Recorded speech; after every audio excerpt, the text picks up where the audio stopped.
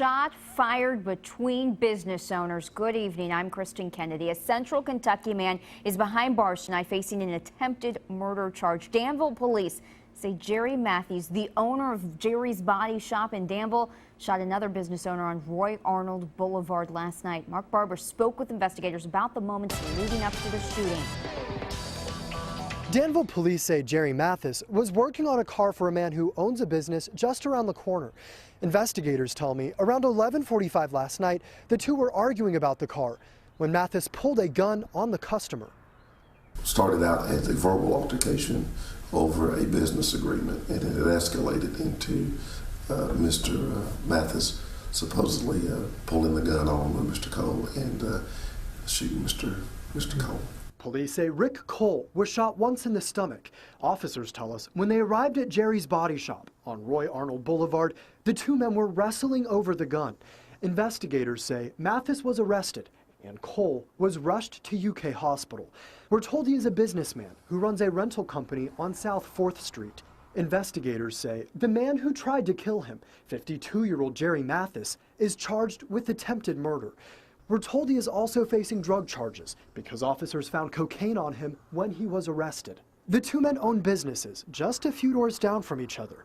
Family members and business associates that we spoke with did not want to go on camera, but they say they're shocked this happened. It's unfortunate that we have an incident like this, but hopefully Mr. Cole can survive those injuries. And it was reported to me they were not life-threatening, but I just heard he was in stable condition. Mathis is being held in the Boyle County Detention Center.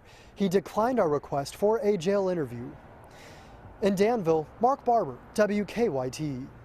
The police chief tells us there were employees at the shop at the time of the shooting, and he is now interviewing them. We're tracking a developing story out of Lexington tonight. Police and fire crews are on the scene of a wreck with injuries in downtown Lexington at the corner of Broadway and Broadview. Police say the driver of a Chevy Escalade was driving inbound on North Broadway when he sideswiped two cars in the outer lane. We're told the Escalade then hit a rock wall. Crews had to extract the driver out of the Escalade, and he suffered serious but non-life-threatening injuries. The drivers in the cars sideswiped, we're told suffered minor injuries. Outbound North Broadway at Broadview is closed right now as crews clean up that crash. Fishermen in Henry County made a disturbing discovery. Kentucky State Police say they found a human arm. We're told they were fishing in the Lockport community when they discovered it Friday. State Police didn't find any adjoining body parts. They expect it to take some time before the coroner is able to identify who the arm belonged to. Tonight, police in Lexington are looking for a man that robbed a tanning salon. They say a man in his 40s walked into the Southern Rays Tanning Salon on Richmond Road, took out a handgun and demanded cash. The clerk, we're told, handed over money and the robber took off. Officers used a helicopter and K-9 unit to try and track him down, but so far haven't been able to. 20 years later, they are still feeling the loss. The family of a young Lexington man killed in a police-involved shooting paid tribute to him last night. Back in 1994, a Lexington police sergeant shot 18-year-old Tony Sullivan. That sergeant told investigators the shooting was accidental. And when a grand jury chose not to indict him, angry mobs stormed into downtown Lexington. Tony Sullivan's brother told us what happened that night, and it's still fresh in his memory. These kids now, they have to understand that these things aren't easy to deal with. The Sullivans say they have gathered together to remember Tony every year on or near the anniversary. Today, the family of the oldest World War II veteran in Kentucky laid him to rest. Roscoe Cassidy was 107 years old when he passed away this week. WKYT's Whitney Wetzel talked to his family, who are overwhelmed by the community's support. Friends, family, and fellow veterans came to honor the oldest World War II veteran in this state and the country who passed away this week. I don't think we really appreciated who we had until it was too late. Roscoe Cassidy was born in 1907. He served overseas in World War II until he was honorably discharged. Cassidy came home to Bath County but didn't often talk to anyone about the war. Never discussed it. Only with my son when he came back from Iraq. He talked about 25 minutes with him, and that was it. He just said that it was a tough war, seen a lot of things he didn't want to see, he didn't need to see, but he was glad that he did it, and he would be more than happy to do it again. Dozens of people showed up to say goodbye to Cassidy, friends, family, and even some people who never even met him. It's important for us to be at these funerals to support these veterans and show them that somebody cares, and to show the community that, you know, they've got a lot of people behind them. The support from the community has surprised not only the family, but almost certainly the veteran himself. Shocked. You know, he would just be so overwhelmed. It would just bring tears to his eyes, you know that he was appreciated like that. Cassidy was 107 years old when he passed away. In Bath County, Whitney Wetzel, WKYT. Family members tell us Cassidy fell and broke his hip last week and then developed pneumonia.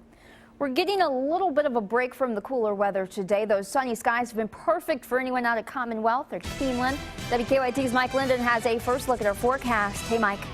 Hi, Kristen. A beautiful Saturday throughout the Bluegrass, and it looks like Sunday might be even better. Those winds will drop off a little bit, but right now, just take a look at our live sky camera. You can see Defender there in the bottom left-hand corner, but not too many clouds out there. A beautiful evening thus far in the Bluegrass. And if we look to what Defender is seeing, well, it's really not very much. There's just not any cloud cover out there, nor is there really going to be any rainfall coming off of those clouds as we work our way through the evening hours. Now, check out these current temperatures.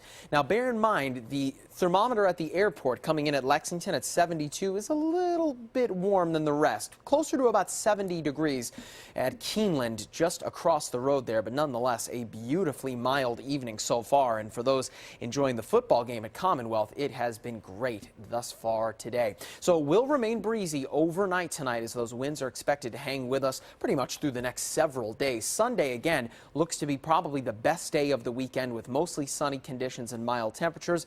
But boy, things are going to change as we get to about Tuesday, Wednesday of the upcoming work week. And then by Halloween, could be looking at some overnight lows sliding back to the lower 20s. That's right, the 20s. So some cold changes in store next week. I'll have all of that and more coming up in about 10 minutes. Scary sounding forecast. Thank you, Mike. Families affected by spina bifida walked and rolled for awareness this morning during the annual walk and roll event.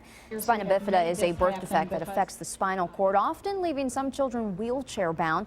This morning, walk and rollers dressed in their favorite Halloween costumes and strolled around the grounds of Shriners Hospital. With the turnout, I think that it's been very successful. We were pleased that we had a lot of families. We've had some families that have brought over 30 walkers this year. So that is very, we're very proud to be here in Lexington and in Central Kentucky and at Shriners. WKYT's Barbara Bailey emceed the Lexington event. Between the one here and the walk and roll in Louisville today, organizers hope to raise $75,000. Tomorrow, friends and family will dine to donate for a former UK football player injured in a fall. Brad Durham fell from the upper deck of Commonwealth Stadium during the South Carolina game earlier this month. He's now recovering at Cardinal Hill Rehabilitation Hospital. His family says he is improving and he could go home next week. Tomorrow, Johnny Carino's restaurants in Lexington will donate 20% of sales to the Durham family. The money will be used to help pay medical bills. You can also make donations at any central bank. Many kids are now deep into their search for the perfect Halloween costume, but for some families, buying one just isn't an option. Last week, we told you about a woman collecting costumes to hand out to less fortunate children in Lexington. And today, those children picked out brand new costumes. Chenille Haddock set up at the Chill Spot on Lima Drive in Lexington with dozens of costumes, trick-or-treat buckets, candy, and toys for kids in need. If you are planning on heading out for tricks and treats next week, we have a list of the official trick-or-treating times for many cities in central and eastern Kentucky. Lexington's designated time is Friday, October 31st from 6 to 8 p.m. For a full list of trick-or-treat dates and times, go to WKYT.com and click on the link to the story.